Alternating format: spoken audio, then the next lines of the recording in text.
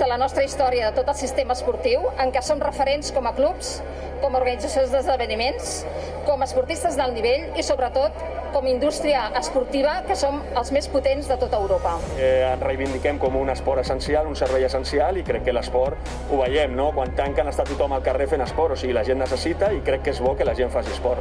Que ens deixin competir, perquè els nostres equips són la cèl·lula bàsica de cohesió social d'aquest país, dels nostres pobles i de les nostres ciutats, des dels nens més infantils fins a la gent més gran.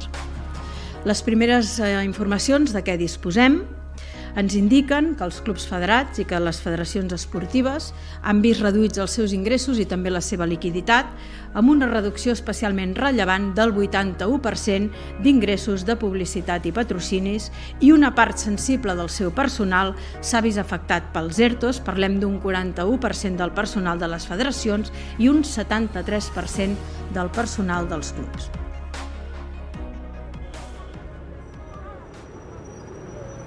L'esport català ha estat un dels grans damnificats de la Covid-19. El tancament i obertura de gimnasos o l'aturada de les competicions han deixat la població sense un dels pilars bàsics de les seves vides.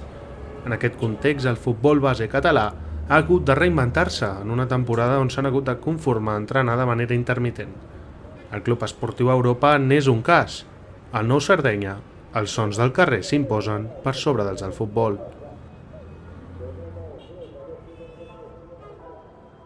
Dins el club només hi ha 3 equips en competició. Es tracta dels primers equips masculí i femení i del juvenil A masculí. Són els 3 equips que estan competint a categoria nacional. Tant equips amateurs com de base van començar una temporada que va parar de seguida i que des d'aleshores els ha condemnat a només poder entrenar sense disputar cap partit de competició oficial.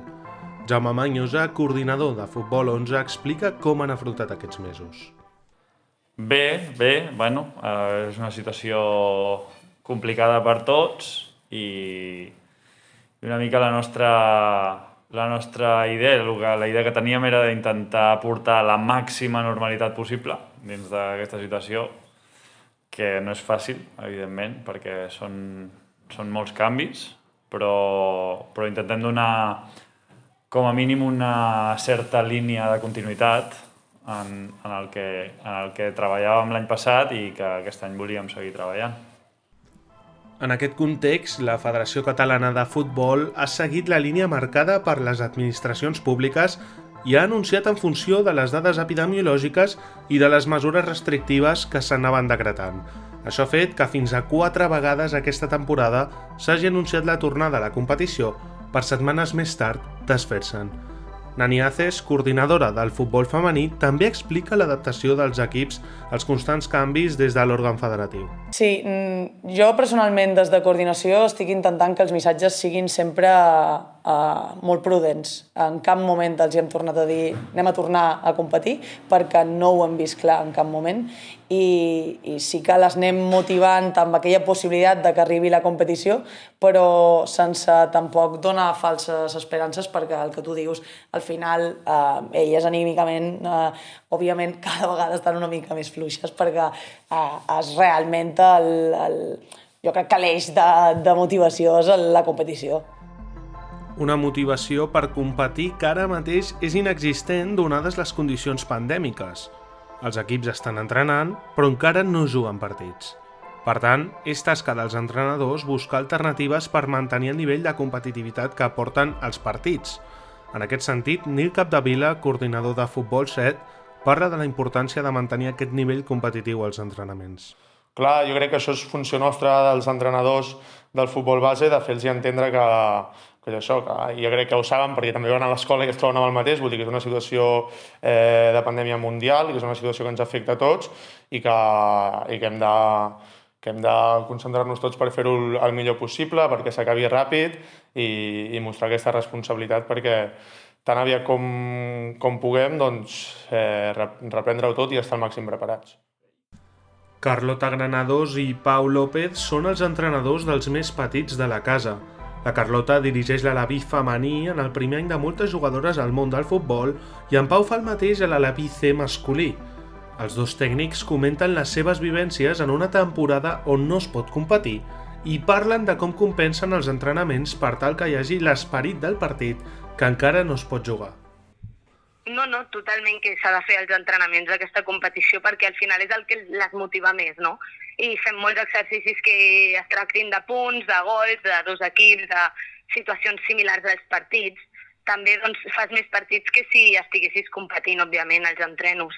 Òbviament milloren coses, però es nota moltíssim a un jugador. O sigui, jo he sigut jugadora molts anys i encara ho soc, i es nota molt quan un entreno s'assembla un partit i tu estàs corrent perquè vols guanyar i és competició, i quan simplement estàs millorant, i per això és el que intentem transmetre també als entrenos, que hi hagi competició i que hi hagi algú que l'estiri a fer-ho millor i a guanyar. És complicat.